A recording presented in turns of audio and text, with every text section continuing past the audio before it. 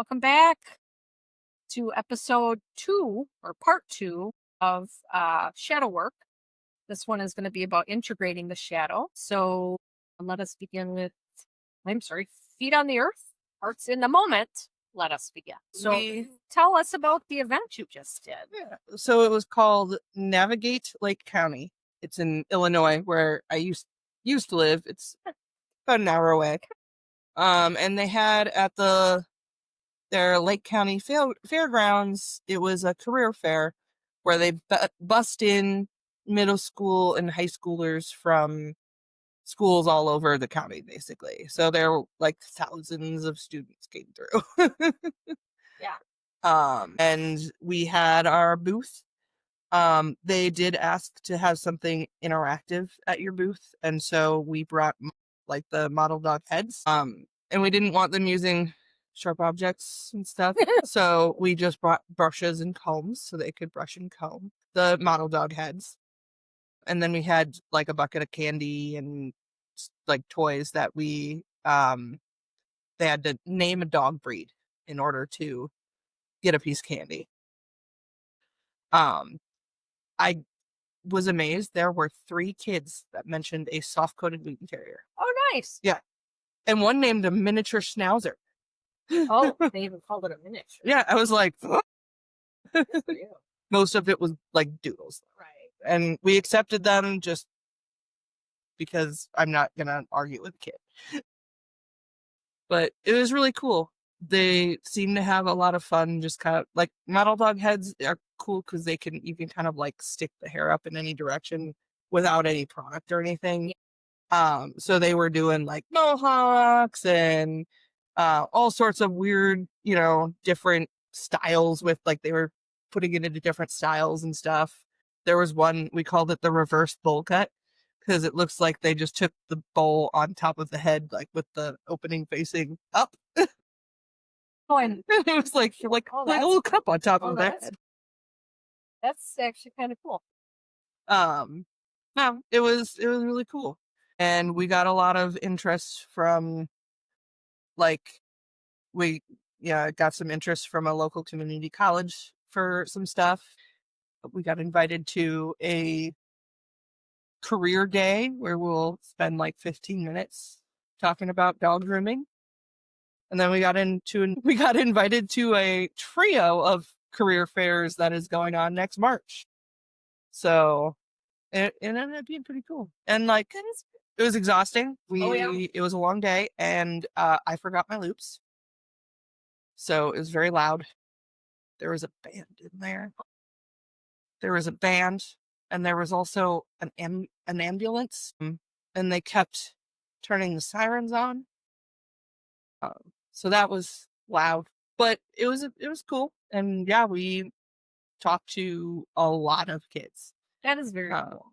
They had a couple thousand high schoolers that came through, and then probably twice as many middle schoolers. Okay. So the middle schoolers are middle schoolers. I mean, it's not like they're making decisions right now, but I do, we plant a seed. Yeah, we planted a seed. And like, that's the thing is the whole reason I started this was because the school was because I wanted kids like me to be able to find the career that they want and not have to spend 10 years looking for it like I did, Yeah. And so it was really cool to like get to see all of these kids like just having fun playing with the model dogs. And they were I was impressed. The middle schoolers actually asked a lot of questions like about the job. Good. High schoolers were asking more about like more career-based stuff, where middle schoolers were just kind of like, so what do you like about grooming? And like, why did you get into it? Like those kind of questions. I'm guessing some of them probably had like get preparation for the day. Some of the schools definitely make sure you're asking questions. Some of the schools definitely sent kids like with it was like a paper that they could go through and like interview, but it was still like they asked the question and they still were they sat there and listened, and they did seem genuinely interested. Oh yeah, you play with puppies all day. Yeah. Wouldn't be interested in playing with puppies all day. So like for them, we were mostly just like answering their questions and stuff. But those are a bunch of kids that had no idea that dog grooming is even an option. I didn't know. My dad took our dog to a groomer, and it still didn't click with me. Oh yeah, This could be a damn. This could be a Yeah. career choice. we took our dogs to the groomer all the time, Yeah. and it never occurred to me. And like, it wasn't an option. Like, you go to the school counselor. I'm like, I want to work with dogs. Well, the only option is veterinarian, and I don't want to be a vet. Well, I wanted to be a veterinarian. Sure, but I did too until I realized all the science. They have to be a doctor. yeah, Yeah. Basically go to medical school. Like, and no, I'm not. I'm glad I didn't do that. But like, that was the only option for working with animals, and it's like there's so many other choices, and so being able to explain to them like, that it is an option, it's a valid option that you can make real money on. Oh yeah. And it can also give you a lot of opportunities depending on which way you went. We explain like that you can do house call, you can do mobile, you can do in a salon, there's all these options. We can and there's trade shows everywhere. You can travel to trade shows, you can compete. We would mention that it's you can learn to teach, and I also like, we mentioned, it's taken me internationally, that kind of stuff. And so the kid, like, they were like, wow, I didn't realize there was so much to it, Yeah. and it's like, yeah. Yeah. You can specialize if if you only want to groom soft-coated Wheatons, you can be the soft-coated Wheaton Terrier for your area. Yeah. People will travel. If you're good at it, they will travel to you. Mm-hmm. If your terriers get hand stripped, not a lot of people are willing to do it or able to do it, or knowledgeable in doing it. So if that's something that, Sorry. Cheerio, like holding your hand. Yeah, she gets very needy. Yeah. Like if you show her a little attention, then she's like, "Don't stop paying attention." Yeah, I'm talking about you. I'm an attention whore. Yeah, I'm trying to cheat about you. Yes, I am. Yes, I am. Yes, I am. But yeah, I think that's great. Yeah, Very good.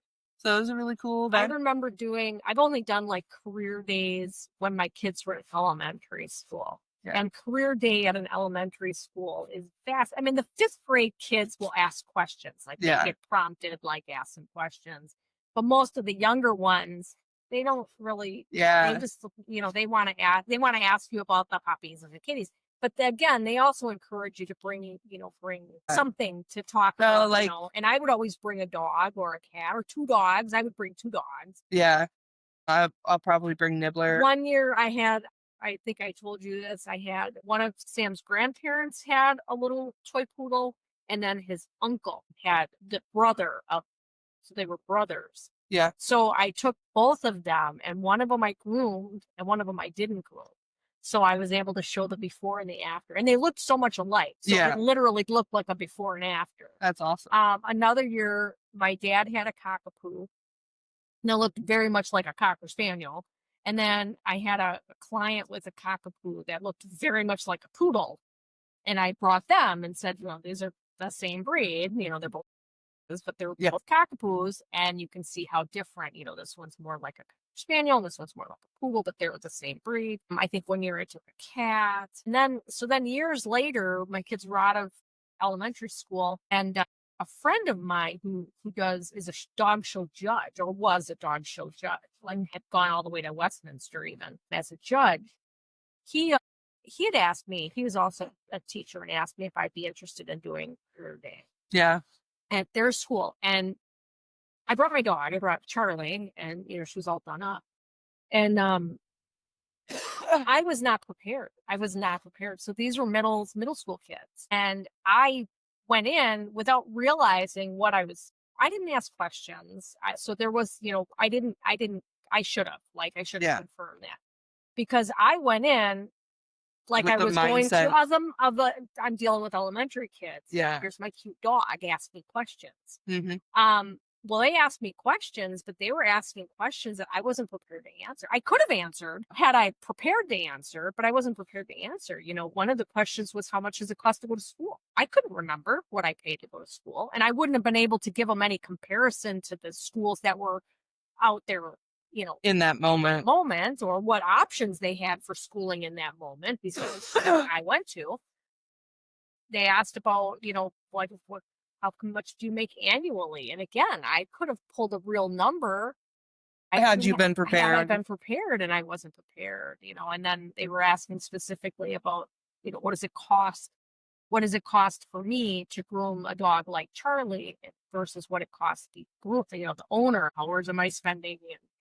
So they were all fabulous Very good questions, very questions, good but you just weren't questions. prepared. I wasn't prepared because I went into it Yeah. like I did it for Yeah.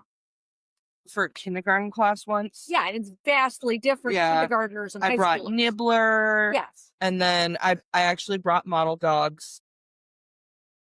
heads and brushes so they could brush them. Yeah. And I also brought some of my mats that I've kept Oh, yeah, yeah, so they could see. they could see and feel them. At first I was like, is that weird? And then I decided dog grooming. Anyways, yeah, that's But they part of the actually thought it job. was really cool. Like, even kindergartners, I was like explaining, I'm like, if you don't brush your dog, then you could end up with something like this stuck to it. I'm And sure some of those kids are like, my dog looks like that right now. It's the actually, no one reality. did. Yeah. No one said it out loud at least. No. But yeah, the one that I got invited to is middle school, so I'll have to be more prepared. But yeah, uh, it was a cool event. I liked it. It was exhausting, but it was cool. They also fed us. They had Yeah. Panera for breakfast. I think I'm sorry to go back Yeah. to the middle schoolers. I think that being prepared, middle school, we've all been there, right? So we know that that's that weird time when usually puberty is hitting. We're all in different places on the Yes. puberty scale and mentally and physically, and we're all in different, but we're all here, we're all thrown together. And so and then we're all feeding off each other. And some Mhm. kids are really pissed, and some kids are, Mhm. they're just confused. So you're dealing with all of that. Yeah. But I imagine, kids asking questions like, do you get pooped on? And, the reality is, yes, we get pooped on. And, you'll get the, oh, gross, gross, gross.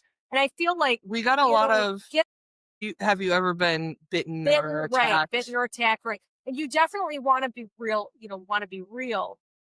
to always emphasize that reward.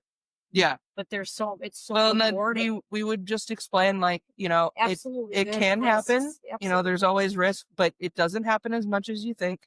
And we always say, like, we would always put in, like, and we make sure with our school that we teach that. So that you can, like, teach how to handle these. Injuries, you're working with sharp objects, working with moving targets. Mm. Injuries are going to happen, but they don't have to happen. A lot of kids were finding out that there's CPR for dogs for the first time. That was cool. That's a good, yeah. Like, I'd say you get to learn CPR and first aid, and they'd be like, dogs? Yeah. I'm like, yeah, and cats. And that's important to learn. Yeah. It's very important to learn. I have it in my youth program. Good. It's not the right. It's the not pet tech program. It's not the pet tech, but it's a little version. Yeah. Yeah. No, They still get a lot of information out of it. Yeah. So, speaking of pet tech, we did get an inquiry for a class down in Libertyville. So I'm just waiting for a confirmation on what date would work best. We have quite a few dates that were open.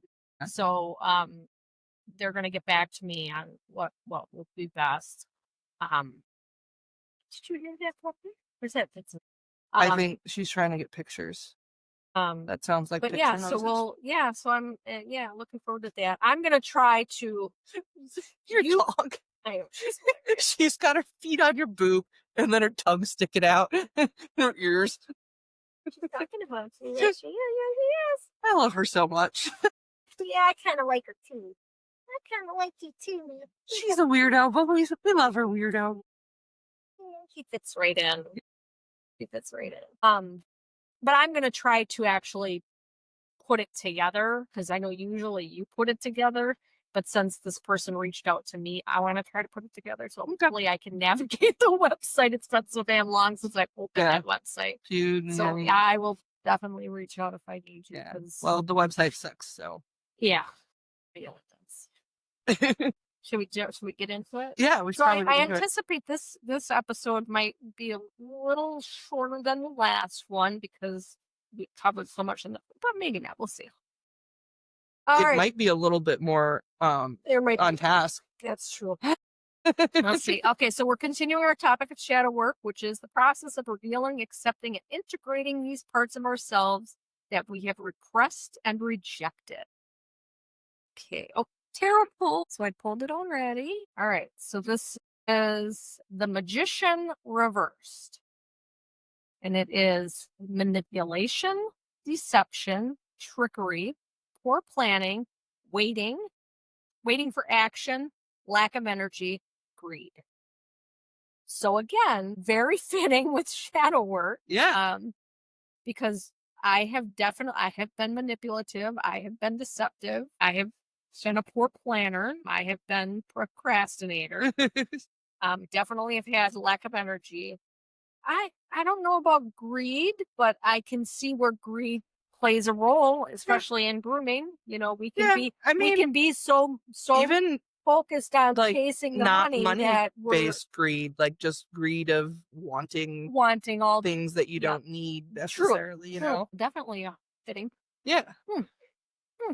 I like it. Sometimes the cards come up right, and sometimes they don't. And this time they came up right. They came up perfect.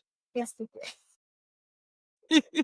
All right. Before beginning shadow work, it is important to set your intention, ground, and protect yourself. And this is a ritual, so remember to have a beginning and an end. So if you're going to sit down and jump into shadow work, like we talked in the last episode, we talked about doing, some meditation in the morning and getting yourself in a good place and reflecting on the night before. And that's kind of like a daily thing. But if you're going to get in, but this time we're going to talk a little bit more about like the big, we're going to really dig into our shadow work. We'll try to learn who we are for real. We're going to start, we want to peel back those layers. We have to remind ourselves to make sure we're in a good place. You want to be grounded. So I will speak from my experience doing a fourth step. When I was writing my fourth step, again, it was a method. It had sections in it. It was all I had to handwrite it. And I was I was encouraged to say a prayer before I got started. If you are into that, that's great. Do that. I'm not really a prayer, Yeah. but I did take a moment before I got started to try to just take some deep Meditate. breaths, meditate a little bit, and get myself kind of grounded. We are working with our energies, and some of this is negative energy, so you want to make sure that you're protected.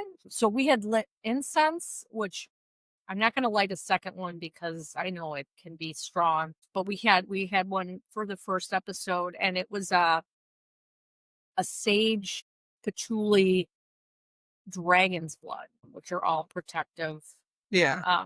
scents. So, you can do that. You can light a candle. You can get whatever crystals choose to have with you for this. Really For like your to drink protect- tea. Herbal Tea, tea. get yourself something to drink. The other thing is if you're gonna really if you're gonna dig deep into some aspects of your life, and you're gonna be looking back, like I was kind of, again, the method was go back as far as you can remember and start pulling out those memories, and looking for these things, because that's how, once we get some stuff on paper along with my sponsor, we're able to kind of look and see where patterns are Mm-hmm. and see what's actually, something that started in my childhood that I'm still hanging on to as an adult, and if it works or not, doesn't work and stuff like that, the stuff we do to protect ourselves and Yeah. asking. And there were times when I was going to be digging into some areas that were going to be kind of painful, traumatic, maybe. And I was encouraged to, maybe you only spend 15 minutes a day. It wasn't something it was going to be, I'm going to spend all day writing this and then we're going to talk about it. This was something for me anyways. It was kind of an ongoing process and it took several weeks. Yeah. Actually it took a couple of months because I'm stubborn brat, but, so you determine how much time you're going to spend on it at a time. Um, because you have your beginning, but you also want to have an end. So you want to have some kind of a ritual, like to close. I don't want to necessarily. I mean, you could do this in a circle if you wanted to. You could make a protection circle, and then open and close it. But you want to have something, whatever works for you, but you want to then close it out. And that's where, and then you step away and you leave it. You leave the shadow work where it's at and you don't keep dwelling on it. That's what's really important. As you go on, you'll learn how to actually recall things and without reliving things. So that's very important. I think stars up. Anything you want to add to that? Yeah. Opening. I don't think so. All right, so tools for shadow integration. So we're going to look at some practical steps for groomers and salon owners. So journaling prompts, give you a couple, there's just a couple here. So again, you can sit down with a journal regularly or just when you're just going to do this, but here's a couple of prompts. One is, what parts of myself come out when I'm stressed at work? When I get stressed, I get frustrated. So again, like if an animal is struggling, Mm-hmm. and then in turn I have to struggle to get my job done, I can get frustrated. And it's hard with cats. Dogs, sometimes you can put them in a kennel and let them relax. You can take a break. You can pull them out and kind of start fresh. Like dogs aren't tend really to a live start. in the moment. So if you put them away and come back, it's like, oh, hey, they're excited to see you again. Whereas cats, they don't de-escalate. So Yeah. once they've hit that spot, they don't really de-escalate. So you can't give them a break. I once heard someone say cats are like autistic people, and they're so right. At first, I was like, "That's rude." I'm like, "Wait a second, no, they're right.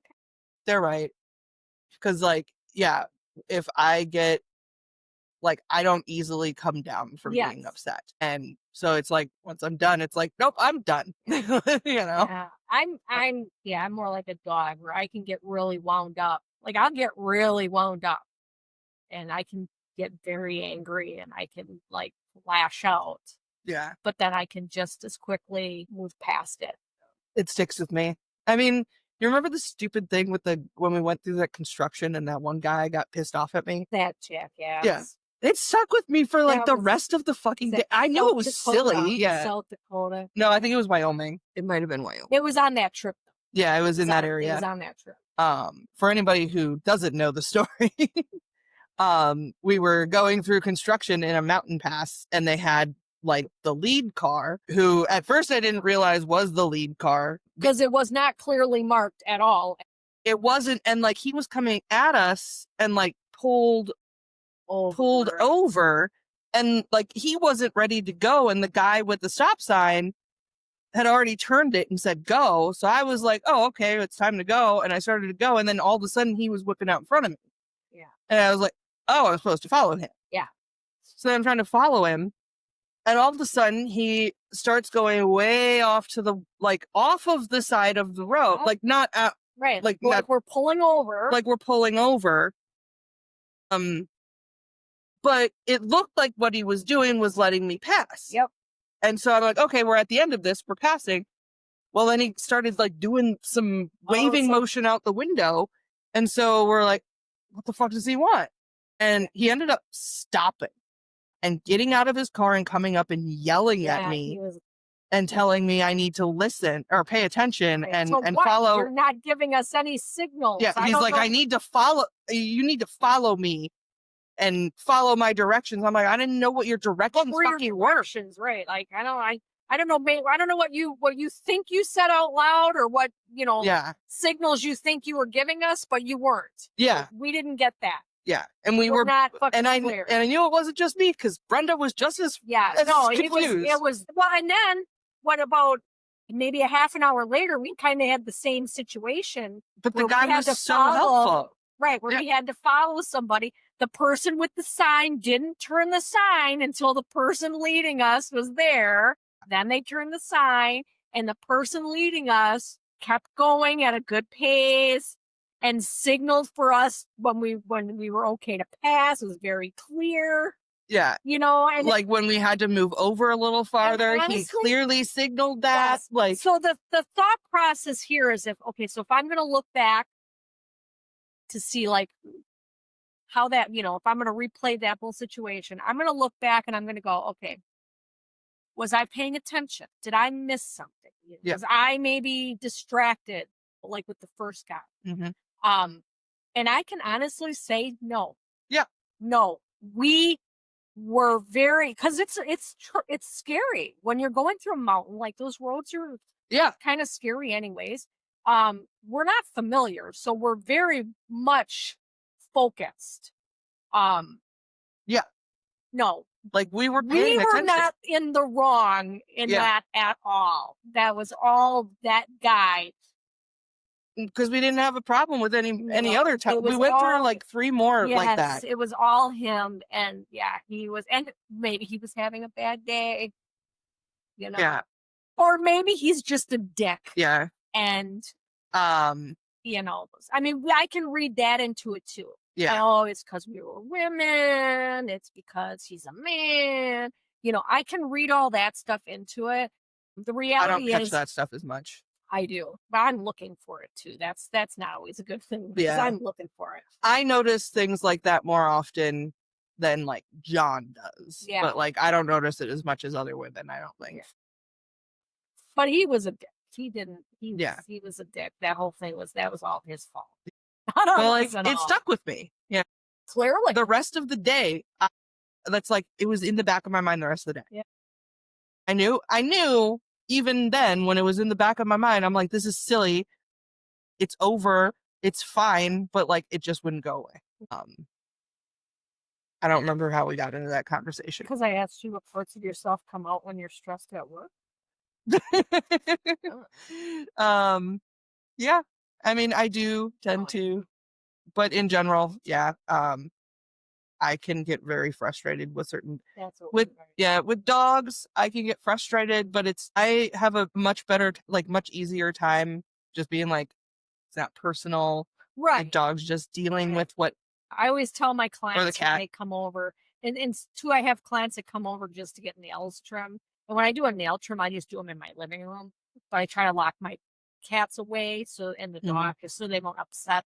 But occasionally, like, she'll be out, and because some of the clients, they're used to dogs. She's out. She doesn't care. She stays away anyways. But if I have a cat that's maybe a little difficult today, like this morning's cat, she wrestled with me. Like, she just did not want to go still. But we get it done. And Mom's apologizing, and it's like, I don't take it personally. Right? Like, she doesn't, this isn't her favorite thing. I'm not her favorite person. It's fine. I do tend to get set off more by clients. People. Yeah. People by far. And I am very much like, I will like you until I don't. Yeah. And then I hate you. Scorpio? I'm a Cancer. And it takes a while for me to get to the point of hating you. You have to do something pretty bad, but like, then I just fucking hate you. Yeah. There was, I think I've told you the story about the one guy when I was mobile who, he owns like half the restaurants there. He's super rich, and he gave me his dogs who hadn't been groomed in 6 months. So they were matted, and guy was super rich. And then they gave me, it was around Christmas time, they gave me a card with the money in it. And they're like, I gave you a nice tip in there for Christmas. $5 on an $80 bill. And I was pissed. I will not go to any of his restaurants. To tell me which restaurants they are. Like, and it's unfortunate because they do have really good food at least one of the restaurants.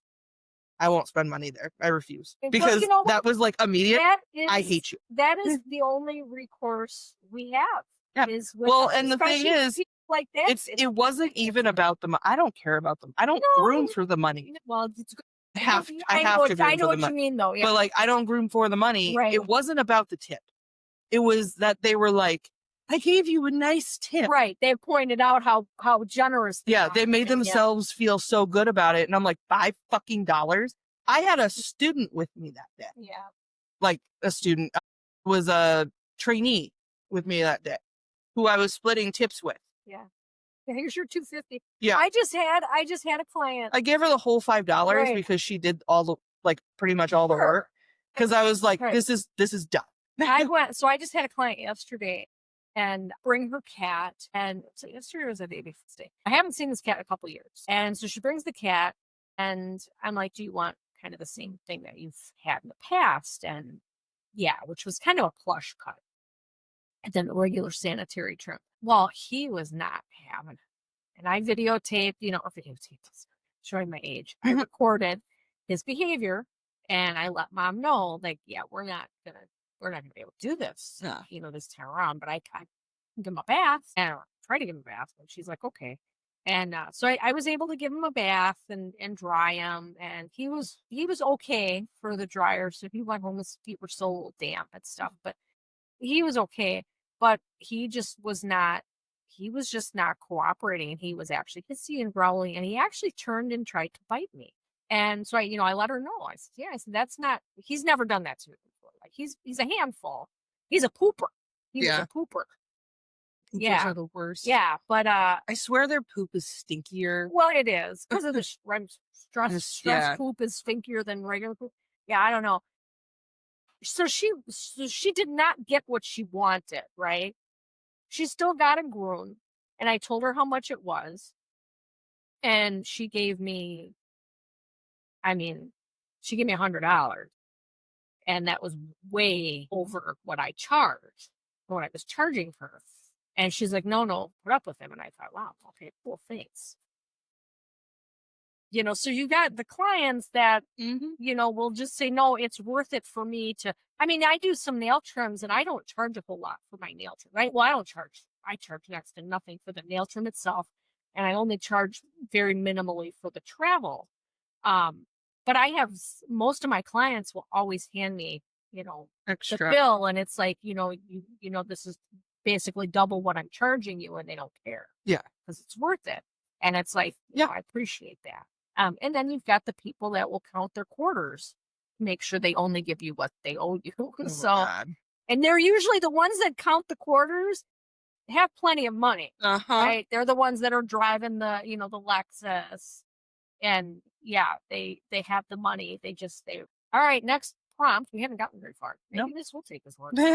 Next journaling prompt says, what do I criticize in others that I might be avoiding in myself? So we talked about the last episode. If you spot it, you got it, right? We oftentimes will see somebody else behaving a certain way that pisses us off. And if we start digging around, we might actually find that we possess some of that in ourselves. Yeah. There's a reason. Yeah. There's a reason why it bothers the shit out of me. And it's usually because, I do that too. Yeah. No, I've definitely I get that sometimes with friends that are in different places than me as far as going through kind of shadow work type stuff, and they're still dealing with stuff that I've already dealt with.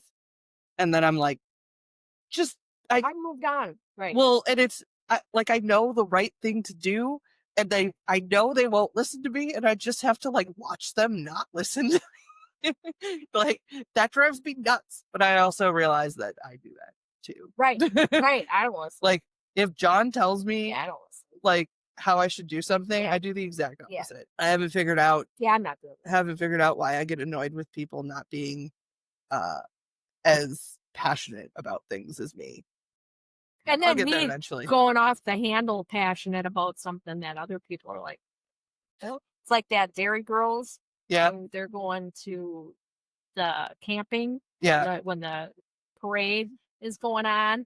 and they're in the car, and she just flips out because she doesn't have her purse. And he's like, this is worth, you know, having a having an what does he say? I can't remember the word he uses, but that what happened back there was no big deal, but this is worth, This is you a know, big deal. this is a big deal. Oh, All right.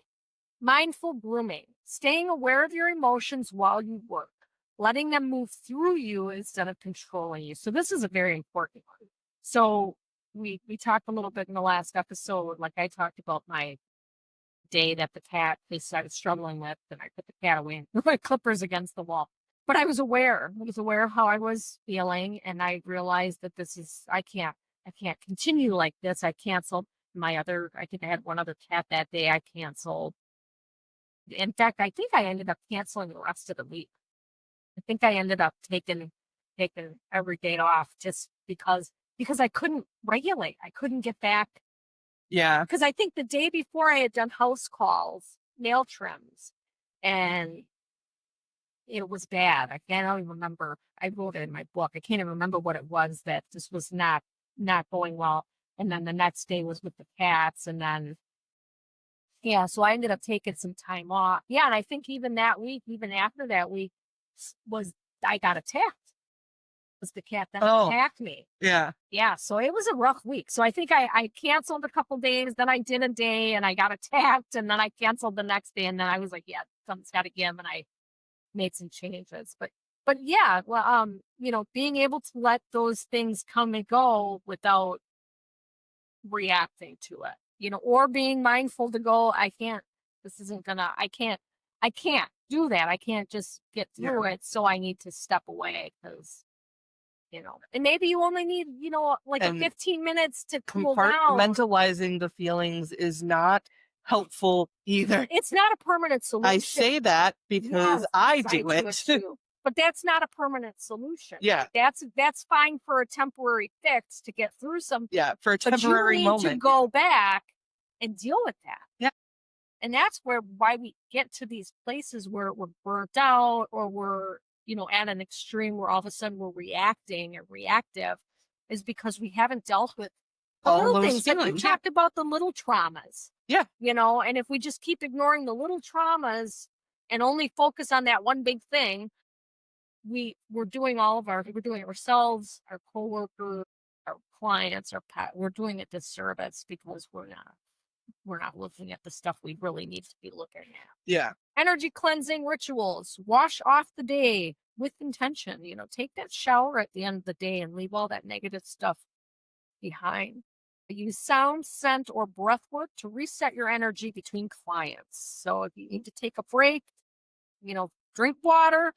You should all be drinking water. Take a few minutes between your dogs. It's Right. fine. Right. And you can do breath work while you're cleaning up the space and setting up your While you're going to the bathroom. while you're going to the bathroom. Or drinking water. Right. Right. Or eating something. Because those are things that you should be doing too. Yes, you definitely should be doing them. All right. Boundaries as self-love. Saying no without guilt. Remembering you are human, not a machine. Because you're going to get those clients. And especially now, we're heading into the holidays. Everybody, they all think that you're the only, or they're your only client. They all seem to think that their dogs are the small, easy ones, and you should just fit them in. And again, we all only have 24 hours in a day, right? And we have to be mindful. We should not be dedicating, 20 hours to grooming other people's pets. Yeah. At the peril of ourselves. Saying no. So yeah, that's another reason why you can't just compartmentalize the emotions, because you are not a machine. So you have to feel them. Yeah, and even if they suck, right. you have to feel them. Sometimes it's not appropriate to just start bawling in work, or to get really angry and throw stuff, break things. That's not appropriate. Temporary realization is fine, but then you've got to find an outlet. Like if you feel, if there's anger, go to one of those break rooms. I need to find one, by the way. Still, oh yeah, swing a bat. Go to a there's batting one in cage. Milwaukee. Yeah, I think we have one here too. I think it's over in the Elmwood Plaza. Go to a batting cage. Go to a gym and beat up on a heavy bag, whatever. whatever you need to do. Yeah, safely. Don't hit people. Don't hit pets. You should not harm Yeah, yourself or or anyone others. else for legality's sake. Don't do anything illegal. Don't do it. We're not telling you to do illegal things. No. There are safe spaces that you can let out your rage if it's rage that you're feeling. Yeah. So Punch a pillow. punch a pillow. Squishmallow. My daughter. Oh my God! So when my daughter, Oh, sorry, Cheerio. I didn't mean to give you a heart who attack. is the one that's a few months younger than you, so I don't know, she was like 4 years, maybe she was 5 years old. She was in kindergarten, so she was she only went to school half day. I think she might have been closer to 5. The old house we lived at, we had 2 stories, and the upstairs, their bedroom, their windows were out on the driveway. And so I'm downstairs doing whatever I'm doing, and she's upstairs, and all of a sudden I hear breaking glass. And I go racing up the stairs. And that poor kid, she's standing in the middle of the room. She looks scared. And I'm like looking around. She had put a pillow against the window and was punching it. She had gloves. They had boxing gloves. And so she was punching the pillow. And clearly she didn't know what was going to happen. Yeah, clearly. And she broke the window. I was just so glad she was okay, because Yeah. oh my God, did you don't fall Are out you the window? okay? You cut yourself. And she was fine, but yeah, she looks like it's fine. It's a window, no big deal. Don't worry about it. I'm just glad you're okay. Yeah, your dad will take care of it. It's not a big deal. He did. And then You're like, I thought you went out the window. Oh my God, yeah. And I think I don't know if it was that summer or what, but they had their window open, and there was a rip in the screen, and this was a different time. But my in-laws came to visit, and my father-in-law was saying, the kids are throwing books out the window. They were throwing books through the slot out. They were just pushing the books through the window. So yeah, there was probably about 12 books laying in the driveway. They had pushed through the screen. Anyways, All all They're right. intrusive thoughts. Yeah, sorry. Kids gotta love them. All right, methods for shadow work. Okay, so this is we don't have a lot for this episode, but this is definitely going to take some. I want to have some discussion. So one method is journaling, which would be like free writing or finding a book with prompts or shadow work journal. The shadow book journal far away, like this journal that I picked up, which you can pick up this one. You can find any bookstore. You can find it online, whatever. Or you can even find online guide to self-examination, and you call it a self-inventory, personal inventory, self-examination, shadow work. I mean, you can punch in many different words, and you'll get the same thing. You can find an online guide that can kind of prompt you.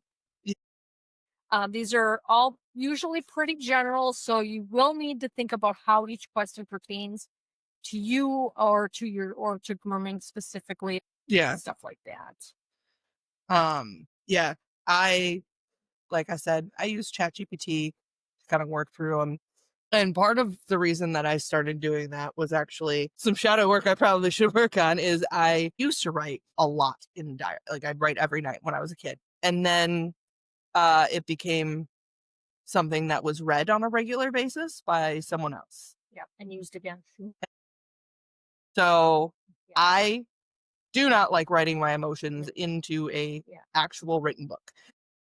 Yeah. So that's why I started using the chat GPT so that I could, I guess, where having it in a book feels unsafe, even though I know damn well that no one in my house would ever touch my diary.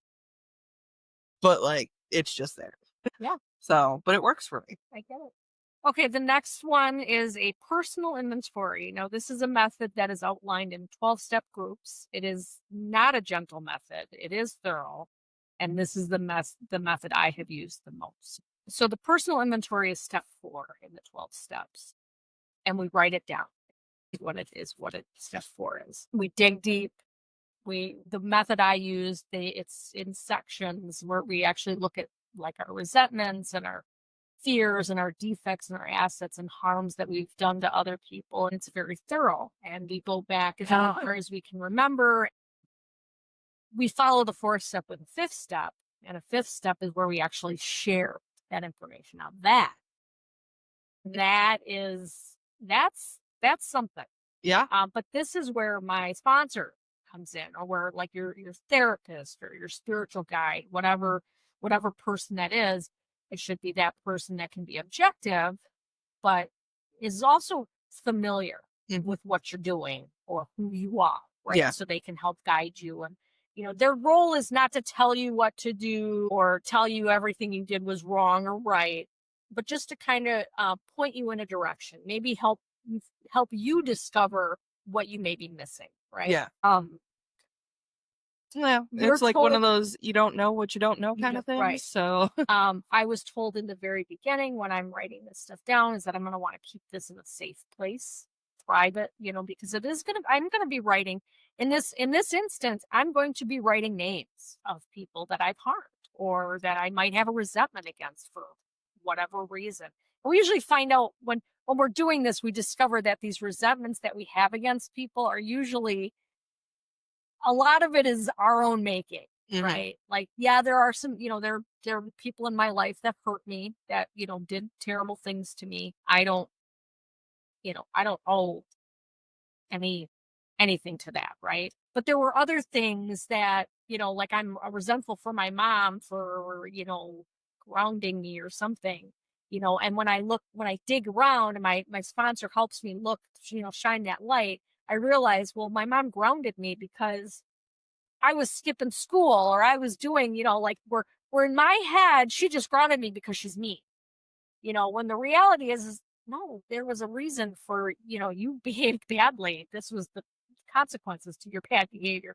So that's how we kind of dig through that stuff. And our sponsors one that helps us.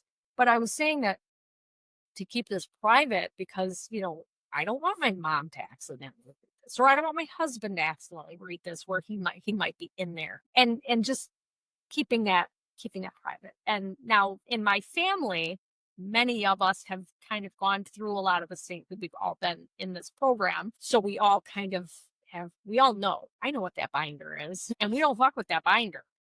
Like if we see somebody else's binder that they forgot to put away, we don't touch it because I don't want to know. I don't want to know that I pissed you off and how I hurt you. I don't want to know it, or that you were angry at me for whatever reason. I don't want to, because then it might affect me. Yeah. Like when we get to a point where we can have a discussion about it, that's different. Yeah. But I don't want to But read something that you might have written because I don't know the context of it, or if yeah, you well, worked and if through it, or yeah, with your with something like this, like it's you're working through it, so you might write something that maybe later you don't like that you wrote it, you know? right. So we just have that mutual respect that I'm Yeah. not going to read your diary, not going to read your journal, not going to read your full stuff. Yeah. One of the so I'll give you one example that was on my very, very first fourth step. We're talking more than 2 decades ago.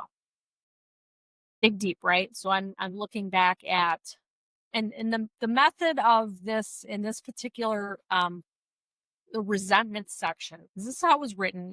Remember, this is a 12-step group. Your shadow work may not be written the same. This is the way I wrote it. So I have a resentment, and the resentment was against a teacher I had in like second grade. Next to that, I'm going to write what the situation was. So just briefly what happened. Why do I have a resentment against this teacher? This is what happened. And then I write like what's affected, right? Like how did that make me feel? What exactly did it bring, or what did it bring out me? And then the fourth column is going to be the my part. Okay, and so this is where I'm gonna, and I don't always see what my part is, right? Like I might see how I behaved in the moment, but I don't necessarily understand that resentment was really not even accurate. Like I didn't realize, because I only seen it through my second grade eyes, right? Yeah. So it was a teacher I had in second grade. The situation was that she told me that I wasn't allowed to be carried around the playground by another parent helper that was there. Okay. Now, in context, that parent helper was a Black woman. So in my brain, I had told myself for years that that white teacher didn't like that Black woman and didn't want me to be around that Black woman. That was how I took it. So, there all these things were affected, my personal views and everything, and how, my part of it was that, I was scared. I didn't want to get in trouble. I was hurt. I thought this was a racist woman. Mhm. Like, now I didn't think the word racist didn't come up in second grade, but Yeah. later, because that was something that stayed with me.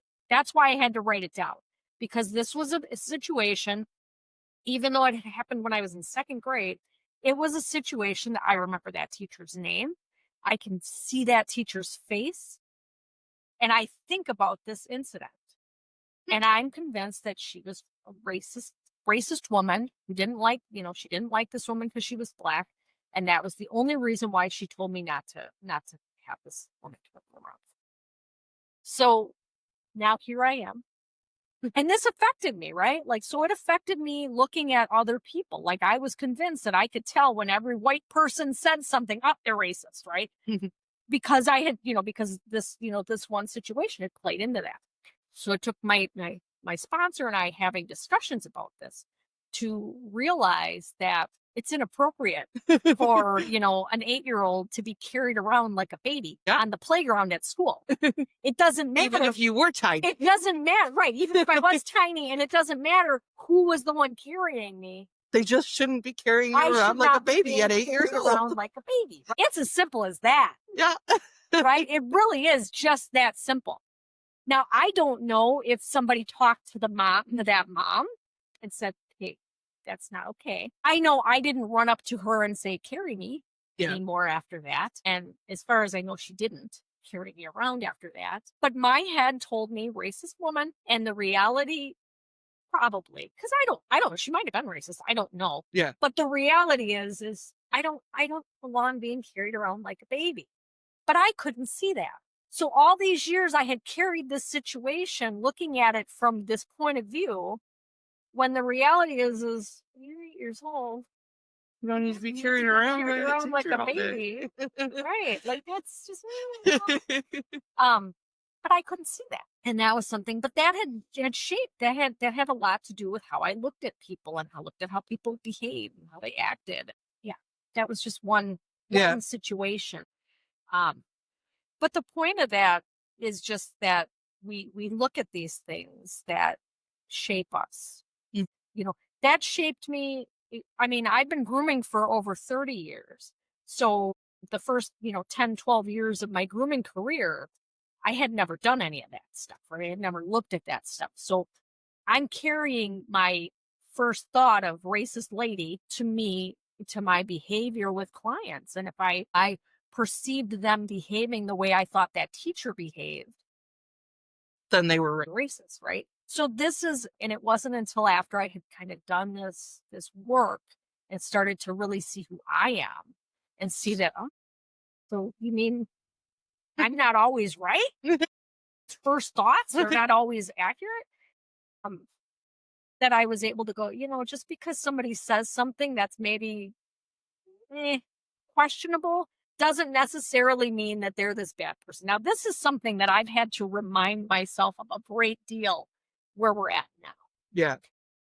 Although now we are seeing a lot of people showing, I think, their true colors, and which is pretty sad and terrifying. I didn't realize there were so many people that, felt the way they do in a negative light, but there are. So here I am again, having to kind of reevaluate who I am. Excuse me, not just so I can be who I am, be myself, but also so I know when to wear that mask. Because, maybe I've put a mask away for the last, 10 years or so, and now it's like, maybe I need to pull that mask out, because maybe now I need to be protective, which is really a shame. Yeah. So that's another method for shadow work. What about you? I know you talked about ChatGPT. I think that's the main thing that I've used. Yeah, and my therapist, ChatGPT, and my therapist. So I still have a lot more to do for sure. We're always going to have a lot of work to do. We're never done. Yep. I learned things about myself. I learned a lot of like my fears, the things I fear. Now, one of the things I have a fear of failure. I also have a fear of success. I self sabotage me, like in business. Yeah. Like I want to be, I'm gonna own this business and blah blah blah. I'm gonna grow and I'm gonna be the cat groomer to the stars. But like this is kind of what I want. But then I do these things along the way, Like not charging enough. like not charging enough, not putting myself out there Mhm. for real, or for instance, I want to be a speaker, right? I want to have these opportunities, and yet I don't put myself out there. Or, I send one email and then I pout because nobody's asking me. But I haven't really, they don't know me. Yeah. They don't know me because I haven't really gone out and networked and learn, met people and talked to people, and that's my fault. That's what I do, right? Yeah. And then I wonder why, well, I can't die. Why don't they like me? Well, they don't know you. Yeah. They don't know you. That's on me, right?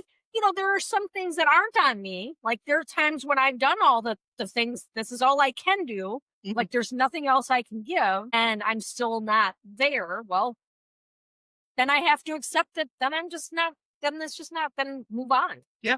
Dwell on it or move on. Yeah. And I don't want to dwell on it. So because I only have 24 hours in a day. Mhm. So I have to move on. But looking at those fears and the fear of failure, I don't want to fail, but then Mhm. I do things that I don't charge enough, Yep. or I'm not available when people want me. And, I don't want to work past this time. I don't want to work that early or whatever. Yeah. So I set myself up for some of these fears to become, To to become become true. true. I have my defects. I know I have defects. I'm quick to anger, have no patience. I'm not a patient person. Knowing that, I know that. That's who I Yeah. am. That's just part of who I am. So, I have to, leave earlier. So I'm not late. Mhm.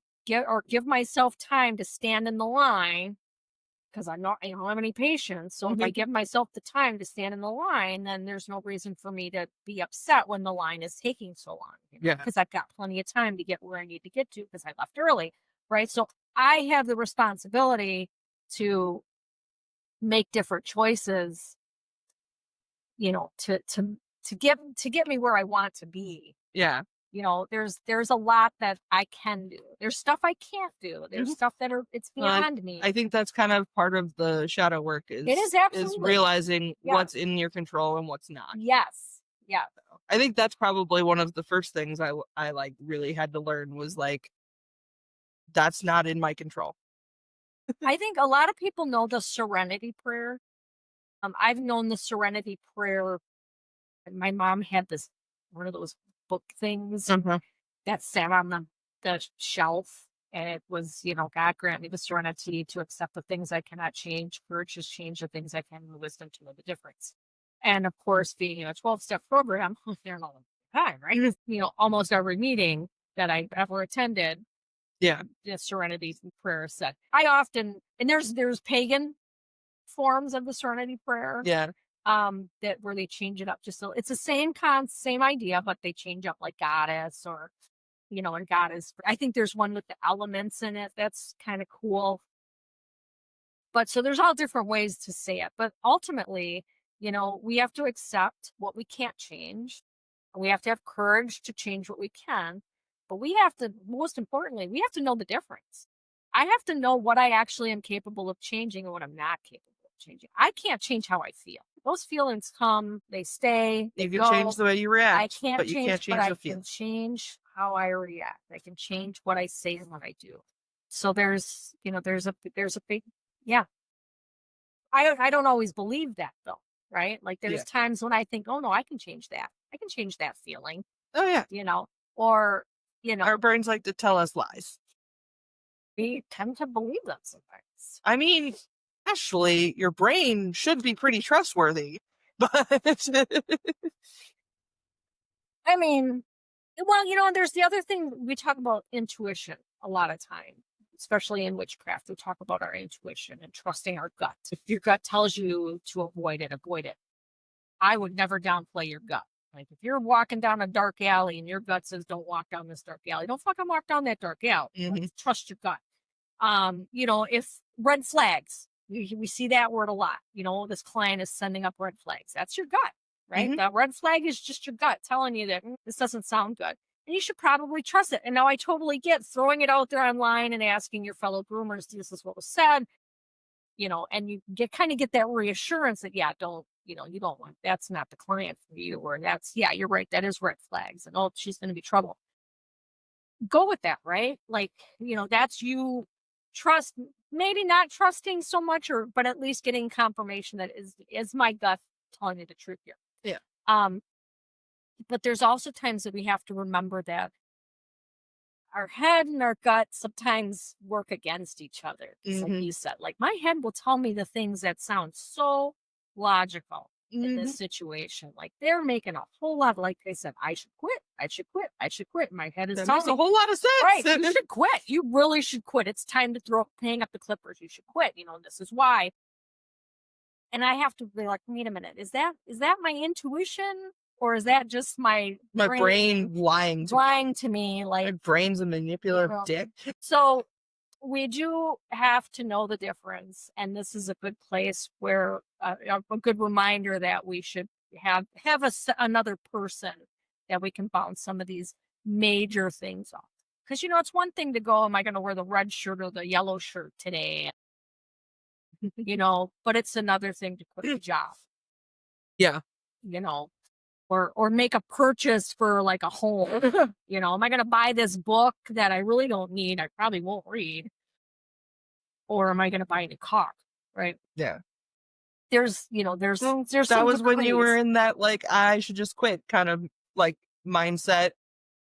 I believe I said multiple times, you should probably sleep on it. I should probably sleep on it. I always. Like, and I sleep on that. I slept a couple days on that because I kept thinking it was like a week. Yeah, it was about a week. Yeah, that it went on because I kept having these shitty days. It's like the next day wasn't any better. You should quit. Right? You should quit. But no, don't quit. That's a major decision. And I didn't quit. And yeah, finally, after like 7 days of crazy, I was able to go, changes need to happen. Quitting is not one of them. So yeah. Yeah. All right. Deeper understanding. So this is I found this kind of fun. So I have a couple things that I just jotted down here. Birth chart, personality test, and love language. Okay, so we'll talk about birth charts. So I think most of us know what a birth chart is, right? There's the one I have specifically is from Astrolabe. I don't know how to say that, but it's my professional natal report. Damn, it's a whole ass book. Well, I printed it out, found it. They didn't send this to me. They just said they sent this to me, but I printed it out and found it. Professional natal chart for me. So basically, there's different companies you can find that would do it. This one's Astrolabe. I like this one. I think they did a great job. But like the first page kind of looks like that. Yep, you can see it. But you tell them the day you were born, the date and time you were born. And I think they might even ask for where you're born. I think they also ask for where. Yeah. But based on, where you were born and what time. And they say if you don't know the exact time that you were born, you can give you can give, AM or PM kind of thing, or just like, if you don't know even what time, like around the time, you can just say it was that day and it's fine. Like, it's not the end of the world. Yes. It'll be, if you know exactly what time, that just makes, they can pinpoint it. But what they do is they go through and they see where the planets and the sun and the moon and everything was at the time. So I was born at 3:33 a.m. on November 9th, 1971. In Mercedes. And this is kind of what my chart looks like. Now, I look at this and it's like, I don't know what the fuck that means. Yep. Not a clue. Lucky for me. So I have... They break it down. It's a co-star. Well, I have the app. CoStar too. I have that Uh, app too. And same thing, you put yeah. that in, and that gives you like your daily. And it Yep. gives you this, and I'm like, I don't know what that means. I don't know what that means either, but yeah, it breaks it all down. So the first couple pages are just like, Yeah, yeah, it's a lot. planets, elements, modes. But then we get into the good stuff. So the main emphasis in your chart, and it breaks it down. It talks about the fire signs are especially strong, Aries, Leo, Sagittarius, and it just again it goes back to what that chart looked like, how they get this information, but Yeah. they break it down. Earth signs are underrepresented. I know this, right? I don't have any Earth sign in me, which I feel like that's why I'm always out of fucking balance because I'm not grounded in any Earth. Keys to your inner drama, your major challenges, sun, square, moon. I don't know that any of mine are. I don't think CoStars is that in depth. Yeah, but It's not going to break this up for you like this does. My yeah. sustaining strengths, a lot of stuff I don't understand when it talks about like sextile north nodes. I don't know what that means. That's just has to do with where everything was at when I was born. But this is what it this is what it means. Rounding out the picture, and it gives me kind of a general idea. And I've read the whole thing. Houses, if you know anything about your houses, again, I don't, I but think we do have an episode or two planned for like astrology. astrology. We'll probably talk about this more. And I'll bring this up more. But ultimately, so I have all this information, right? And this is all stuff from when I was, who I am based on when and where I was born and what the planets were doing. Now, this by itself, in my case, this by itself is foreign language to me. But after doing my fourth step, after like actually learning things about myself and my defects and my assets and my fears, and I read this and it's like, oh my God, does this make sense? Like, I just see so much of like the reality. And Yeah. there's things in here that's like, I don't know.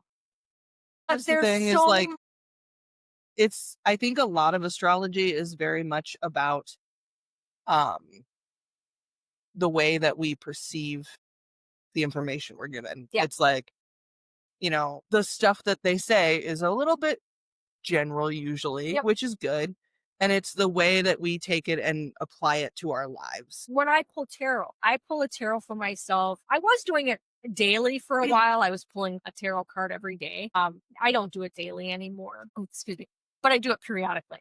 And when I pull a tarot for myself, I kind of, you know, against what I already know about myself, right? What I've learned about myself. When I read that tarot, I want to look at it personally and see that this makes sense. If I'm reading about, manipulation, deception, trickery, poor planning, I'm looking at myself going, yep, I can be manipulative. Yep, I can be deceptive. Yep, I'm a poor planner. Yep, I'm a procrastinator. I have no energy. And again, I'm greed, not, I don't know, greed. I have to think about that one. But like these words, they resonate with me because I know who I am. If I go back to the Nine of Wands, inner resources, struggle, fatigue, paranoia, no compromise, stubborn, not enough support, yes, I mean, yeah, that's me. At any given moment, Stubborn. yeah, that's me. But it's because I already know these things about myself that it makes sense to me. Even when I do a tarot, like if I do a reading for myself, like if I do a 3-card spread, and it's like if if I don't have a particular question, maybe I'm just looking at past, present, future, I can almost always like the cards. It's like, yeah, it can make sense, because I know me, or, Yeah. I trust what I know about me, and I can make sense of what I'm Yeah. seeing. What's And yeah, impressive. like reading something like a chart can help you notice things about yourself. We can change and Yeah. can change. I was born this way, right? Like this part of me this is part of how I was born. So maybe I should focus a little less on trying to change this part of me when it's been there since birth, and look more at some of the stuff that Yeah. does that make sense? Yeah. That's what I think about. I was gonna say what's really impressive is when you get a reading from somebody that's reading tarot and they're spot on. Yeah. Like, I've actually only had one professional tarot reading, but it was spot on. Yeah. Like, I was just like, because sometimes I think about tarot and I think, you gotta know how to read the cards, right? Like, each Yeah. card kinda has an idea. It's a lot easier to read for yourself than for someone else too. I would assume so. Yeah, I would assume so too because, yeah, because I know me. Yeah. If I'm Mhm. honest, yeah, I know me. It's hard easier to read for myself. But yeah, when you have somebody, a stranger, just read, and I did. I had a stranger, somebody I never met. Well, we were. I had found him through Facebook only because I was in a seminar of his, an online seminar that he did, and he lived in New Orleans. Mm. So when we went to New Orleans, I reached out. Hey, do you do readings? Yes, I do. And so I had a reading done by him, but like we don't know each other. Yeah. He doesn't, and yet everything. And it was one of those big weird spreads where he Yeah. must have had a dozen or more cards out. I've never gotten a tarot reading. I have done like uh I want to have my poems read. I haven't eh, never had I've that. I've just had like where they uh like psychic where they Oh, like yeah, I yeah, haven't had that either. it was a little weird.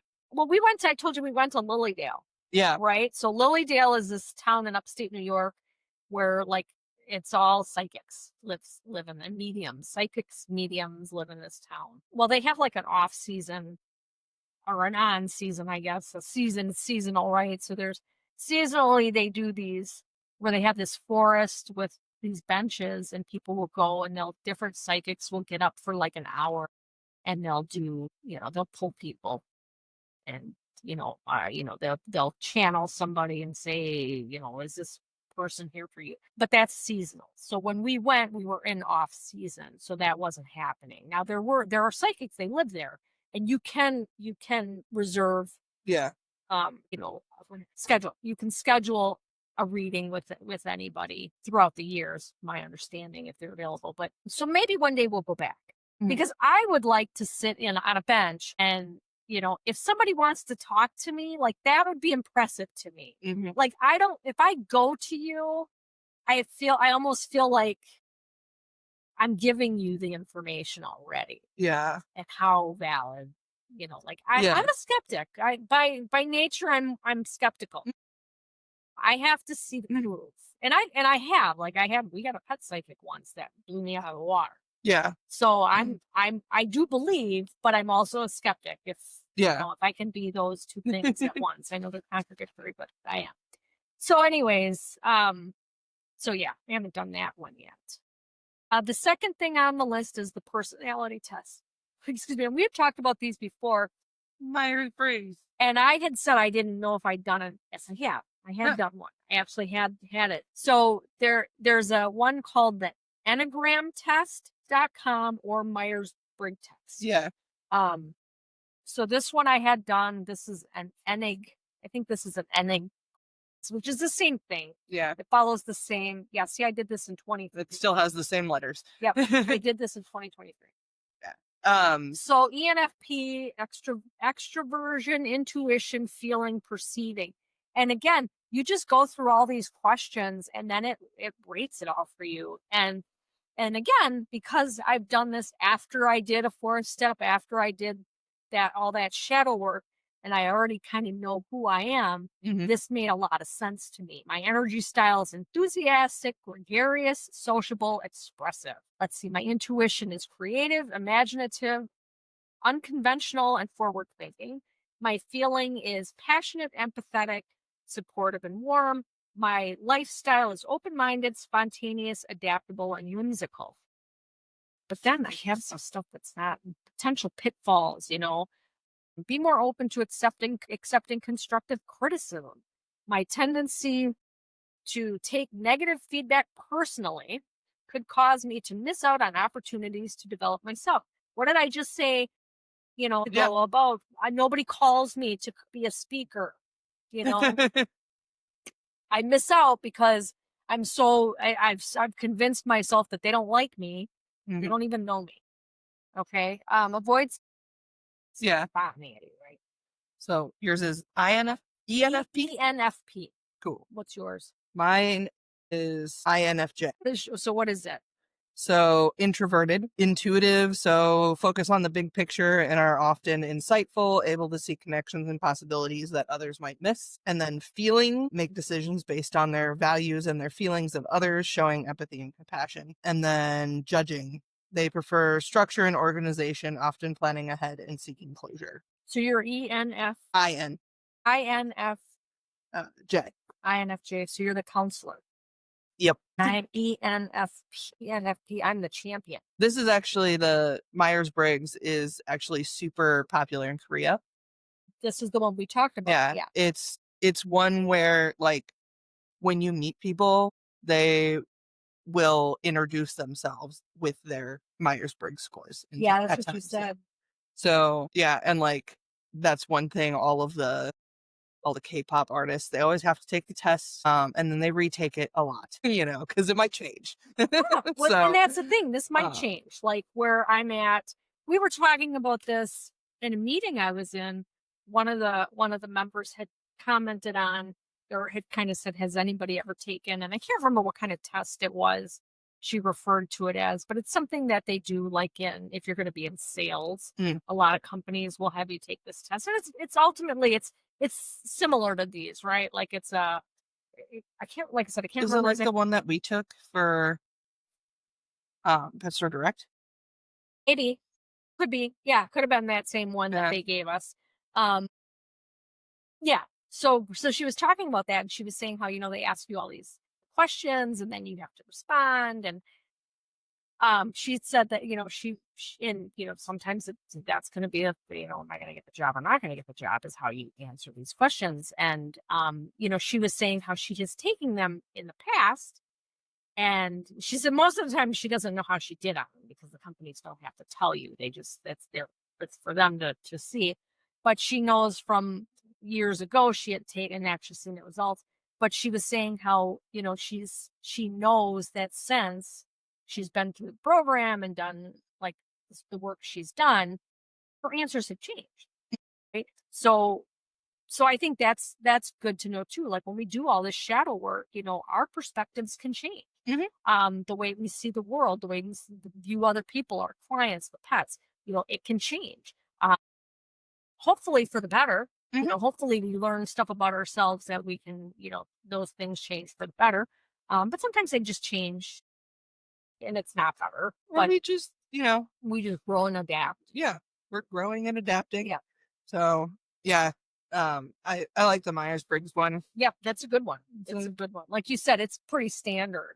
Yeah, and I'm really excited for the next one. The next one is the love language. Now this one, there's a book called The 5 Love Languages by Gary Chapman, and it goes with a test. So I learned about this oh gosh, when was it? In 2016. No, 2015.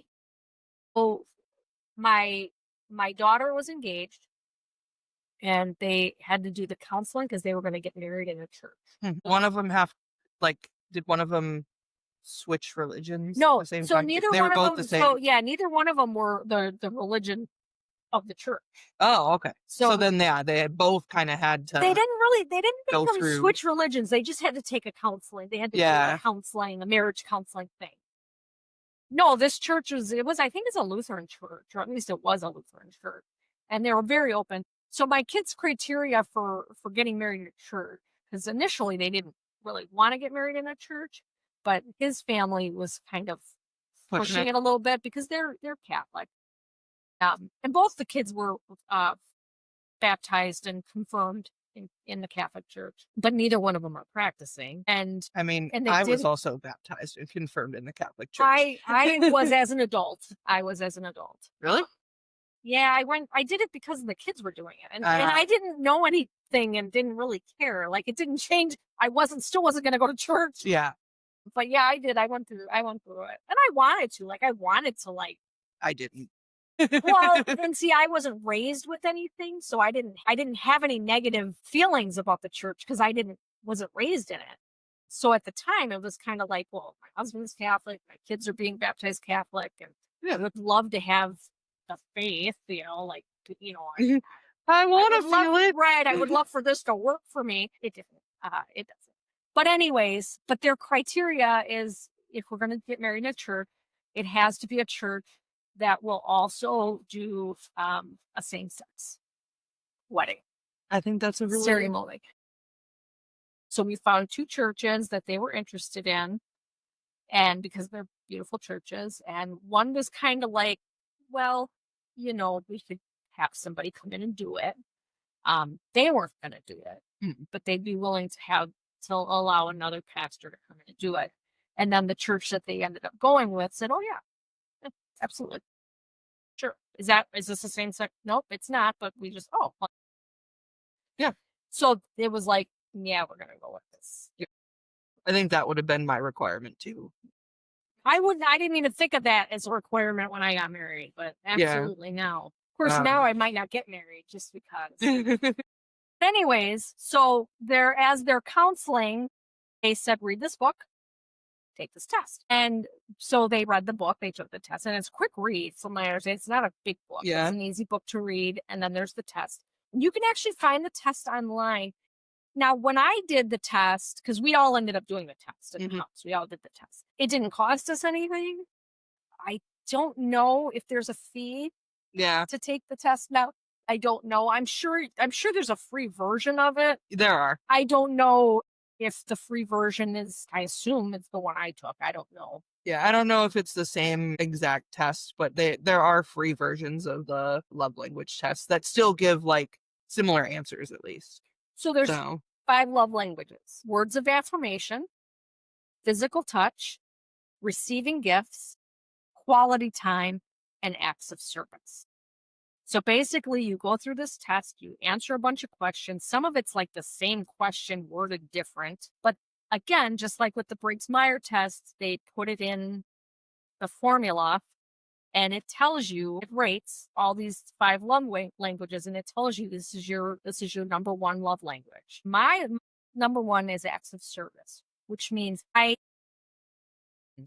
to acts of service. So if you go get me a cup of coffee, you love me. You respond to physical touch. Sam responds to physical touch. So if I reach out, yeah, I know you don't. I know you don't. That's why I want to touch you. That's not me. So if I reach out and, just hold his hand or, touch his arm, he knows I love him. Words of affirmation. If I tell you, you're beautiful, you respond to that. I love you. If I bring you a gift, coffee, I love you. Brenda loves me a lot. Quality time. Yes, that's We're going to spend this time together. I love you, right? Yeah. I just want to hang out. We're just sitting on the couch watching TV, but we're together spending this quality time. For me, it's quality time. And John always jokes, I don't like my quality time to be doing the same thing. B and his mom get along so well because she loves that we come to visit her, but then she does her own thing. And so we only really hang out with her like maybe a couple hours a day. Yeah. Because she's just doing her thing, we're doing our thing. We both love it. Yeah. John's bored out of his mind. But yeah, yeah. So what I learned, and then it tells you how to communicate. So I'm just going to go with the one on top because I'm not going to go through this whole thing. You guys can all look this up. But it's the love language is words of affirmation, how to communicate, encourage and affirm, appreciate, and listen actively.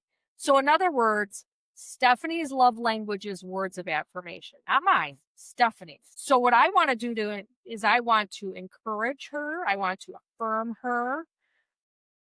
I want to appreciate. I want to listen and actively, and I want to, actions to take. Send an unexpected note, text, or card. I want to reach out to you and, hey, how you doing today? Hey, I love you. Here's, the text, the card, thinking about you. Things to avoid: not recognizing or appreciating effort. Again, that's how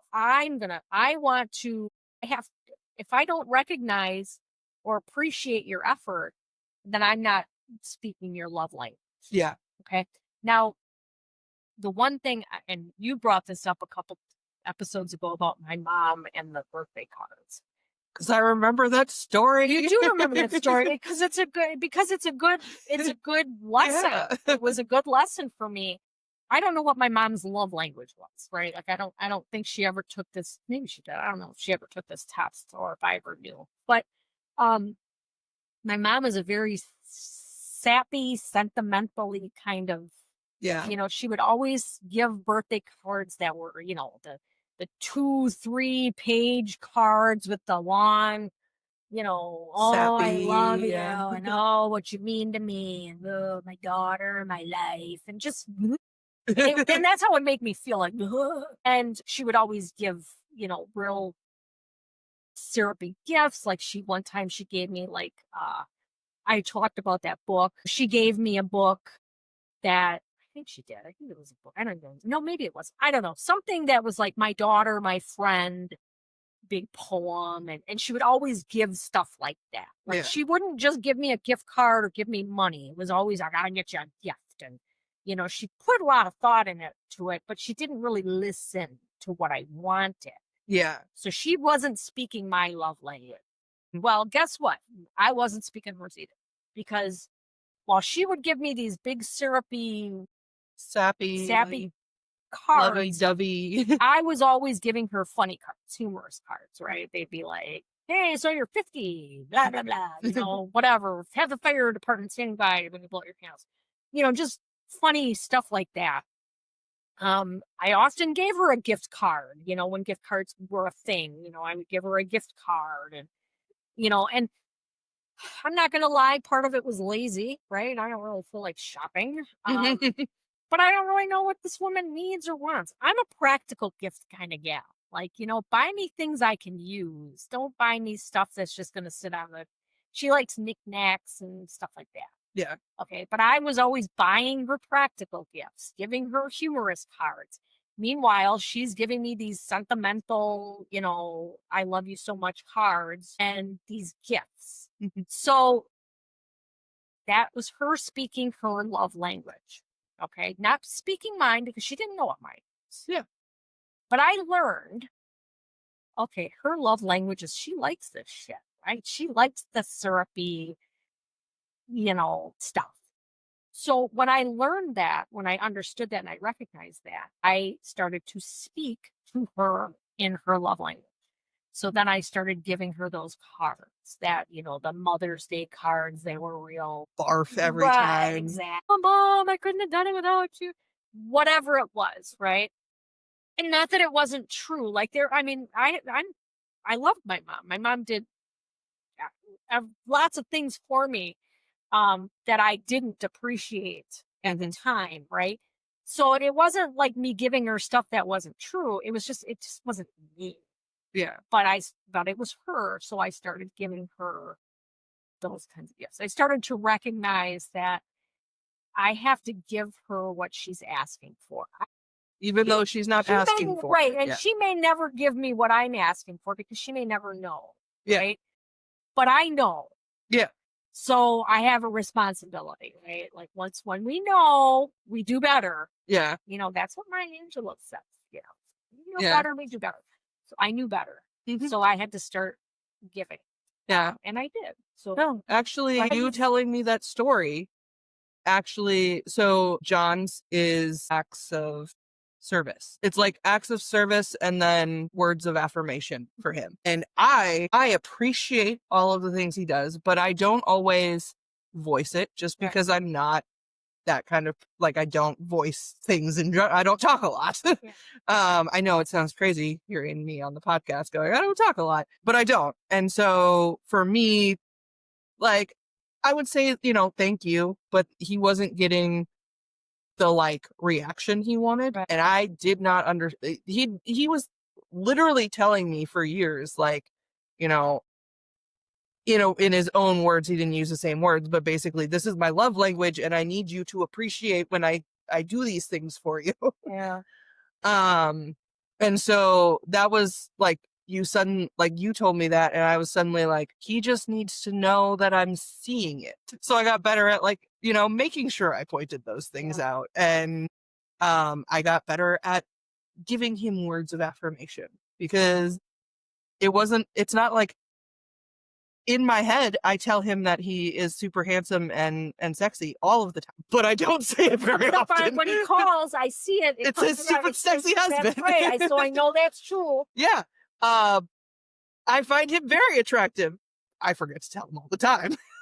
Yeah. No, But like, I just started saying, "You look so handsome today." Just things like that. And it like really changed a lot for us, actually, where I was like, and then I also started learning to give the same thing back to him as well. So like, for his birthday, it wasn't much. I bought him the new Tron album on vinyl because it's done by Nine Inch Nails. So I got him that for his birthday, and he came home on his birthday, and I had it already in the record player. It was like a $20 vinyl, and I took 10 seconds to put it in the record player. But like, he was super happy about it. Yeah. Yeah. Because I listened to him when he said he wanted it, and then I got it for him, So yeah, just like you telling me that story really made an impression. Yeah. I hope it does because it's meant to. It made an impression on me. Yeah. Obviously, I changed how I responded to my mom. Yeah. I finally, in her last few years, I started to give her what she had been craving. Yeah. And that's, and that made me feel good too, right? Yeah. Like, even though I wanted to vomit every time I opened the cards, Yeah. I would just skim them like, yeah, that seems pretty syrupy. okay, That's good. that's fine. Because I didn't want it to be too, I wanted it to be authentic too, right? Yeah. Like, I'm not going to give her a religious card. Yeah. That would just be, and not that she was looking for a religious card, but, she liked that syrupy, sentimental kind of stuff. And so I tried to give that to her in the end. And I would give her gifts then, instead of the gift cards, I would like actually try to find her something that, which was still hard because the woman, she wanted a book, she bought a book. If there wasn't a whole lot I could give her. Oh, yeah. But it was still, I had to put a little more effort into it. Yeah. Father is his gift giving. Figures. But he just buys what he wants. Right. What does he want? Right. He already bought it. Right. What am I supposed to do? Yeah. So I try to be like, so side note, like the group that I'm with in my 12-step program, we get together for Christmas, the women in the group, and sometimes men too, I guess. Usually the women kind of do the gift exchange, the men just hang out. But we do a gift exchange and we put a limit on the price so that nobody has to feel, like they have to spend so much. So we try to keep it like within the $20-$25 range. And that seems to be what people can muster. But we pick a name, we each get a name, and then we have to buy them a gift. We've done it differently. Sometimes we do it that way. Sometimes we just buy a gift that's in the $25 range and we wrap it. It's not for that particular person. Maybe it's just because we've also been doing kind of like the white elephant where then we can steal somebody else's those gift. are fun. Yeah. So we do that. The way we used to do it is, you would put in your name and a couple of gifts that you would like, or things that what you don't like, absolutely no. Like I would always say, I like candles, no vanilla. Vanilla candles give me a headache. Yeah. I like coffee. I like chocolate. So that's what I would put in there. Yeah. So that then somebody can find me something and they know what I like. Yeah. Or just what to avoid.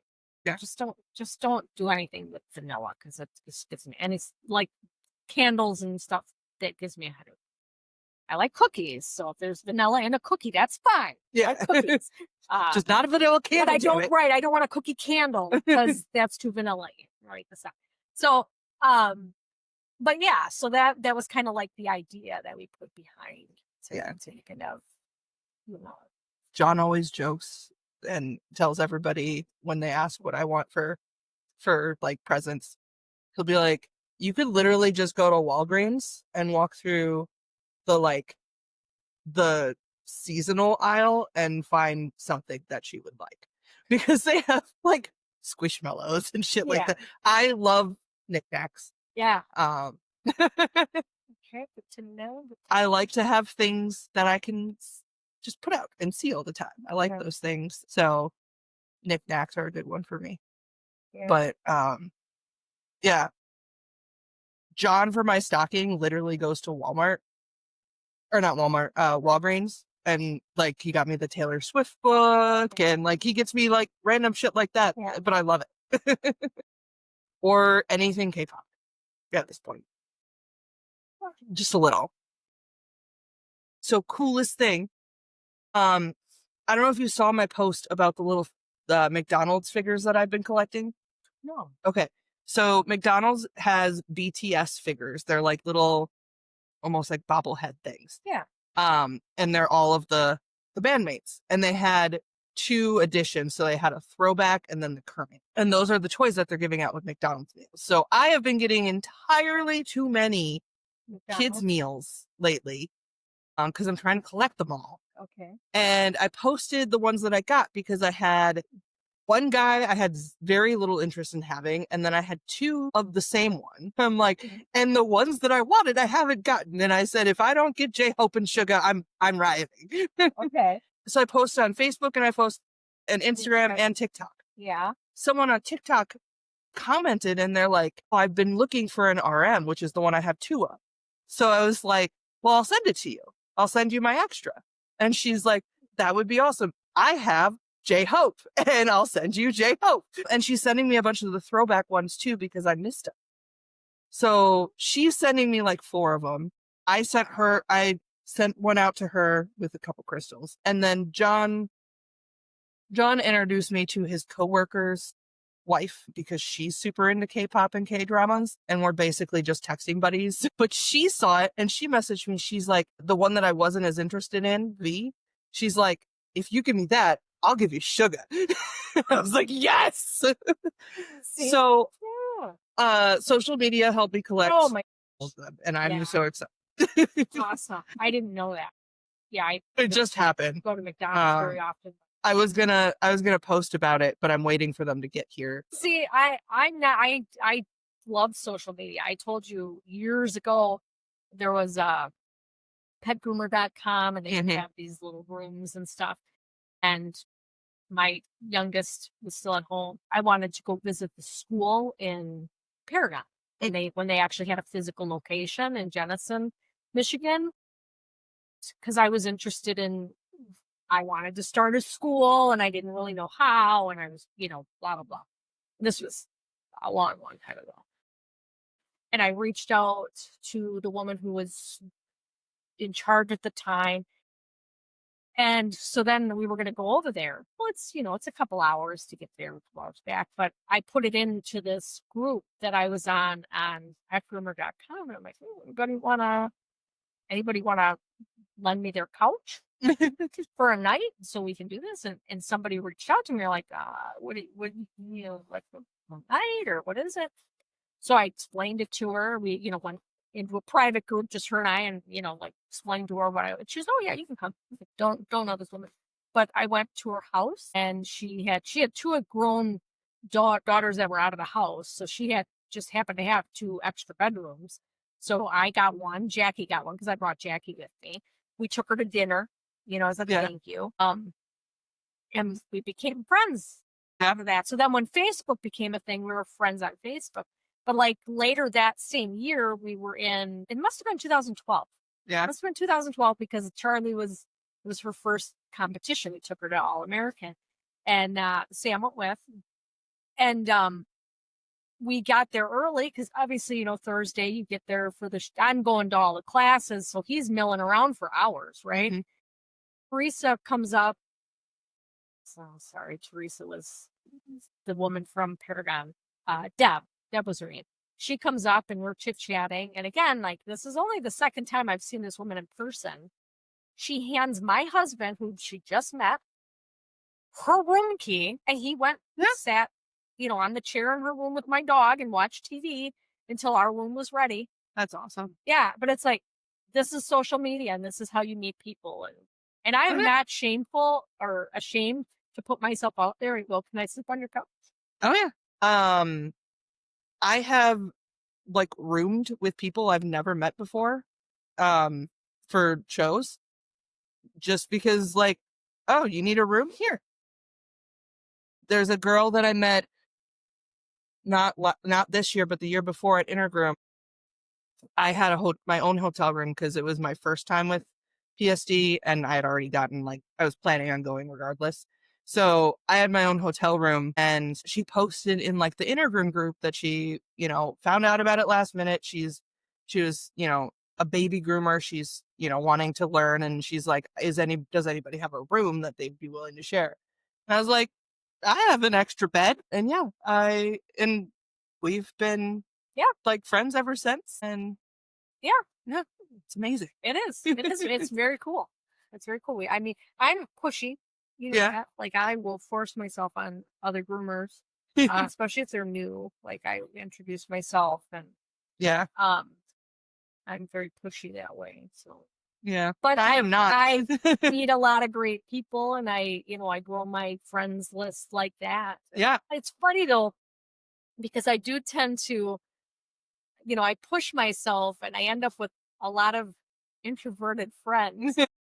You, Carrie's introverted. Yeah. Allison's actually pretty introverted. But these 10, so I don't know. Yeah. It's because you're a golden retriever and you need to collect all of the little black cats. I like the black cat. All right. Should we wrap this up? Yeah, probably. Okay. From shadow to shine. Embracing our shadow deepens compassion for ourselves, our clients, and our pets. When we stop judging our own messiness, we stop judging others. The salon becomes a sanctuary, not just for grooming, but for grounding. Every time we face what we'd rather avoid, we come back lighter, softer, more real, and that energy is what pets feel most. Like, every time we face what we'd rather avoid, I think a lot of people don't realize that when they do that, a lot of times their response to things that scare them is to run away. Yep. And it might not be like literally running away. Right. It might look like moving to different cities. Yep. To start over. Yep. Might look like, wanting to go all the time because you don't want to. Yeah, if I stop, I'm gonna get hit with this. Yeah. So I think that's important to remember is that like, yes, it'll be scary at first. Yeah. But if you don't avoid it, then and you just you work through it, not push through it. I don't like that term, but you work through it. At the end, it's gonna feel better. For me, situations used to have like a beginning, middle, a middle, a middle, a middle, a middle, a middle, a middle. Like I could never get through them, and it was because like what you just said, like because I wasn't trying to get through it. I was just you were avoiding it. And, trying to do anything.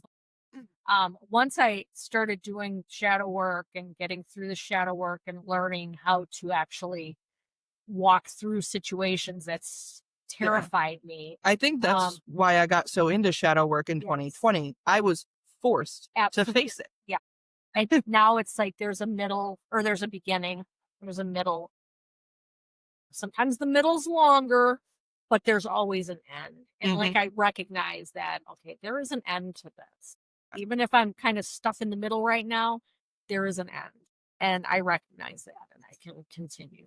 Yeah. So, yeah, that is very important. I'm glad you pointed that out. Yep. All right. Time for the Oracle poll. And Nibbler picked this one. Nibbler picked elegance. Good pick, Nibbler. Yeah. Good pick. So the flower is the lily, and the butterfly is Archduke. It's very pretty. That's very pretty. I like those curves. There's a Japanese proverb. Her standing figure looks like a Chinese peony. Her sitting figure looks like a tree peony, and her walking figure looks like a lily. The lily here perfectly depicts grace and elegance. Growing profusely throughout the northern hemisphere, these bursting blooms are varied in color and shape, with new strains created by gardeners every year. The white lily is a well-known symbol of elegance, and as the fleur de lis has been associated with heraldry, religion, and politics in France for many generations. This stylized lily was incorporated into the coat of arms of Joan of Arc's family, as well as many royal family crests. Look for beauty and grace in your everyday life, and you will find it. You may see grace in the movements of an artist, in the curve of a flower, or in the innocence of a child. Notice the delicate nobility in motion or sound. Bring elegance into your life through attention to your appearance, the way you carry out tasks, or the way you move through a room. Small touches can enhance the splendor in life. Brighten a room with flowers, put on beautiful clothing, and eat a meal off the fine china. Adding some elegance to your life will elevate your mood and pull your attention to the beauty around you. Very nice. That's a Way to, good way to end. yeah, I like it. Positive note to end on. Good work, Nibbler. Nice poem. Fleur de lis is Yeah. just it's French for lily. But Yeah. it's the like New Orleans. That's the little, like, symbol. Yep. Yep. Like the New Orleans Saints. That's their symbol, but yeah, that's the symbol down. When I got my tattoo, I thought about doing something like with the fleur de lis. But I mean, I like the New Orleans Saints only because I love New Orleans, Yeah. but they're not my team, and I didn't really want to have I didn't want to have that on, so I had to go with something that was. Yeah. Valid. So thank you for listening, and may you meet your shadow with grace and your mirror with love. As above, so below, may your pets be clean and your spirit love. Bye.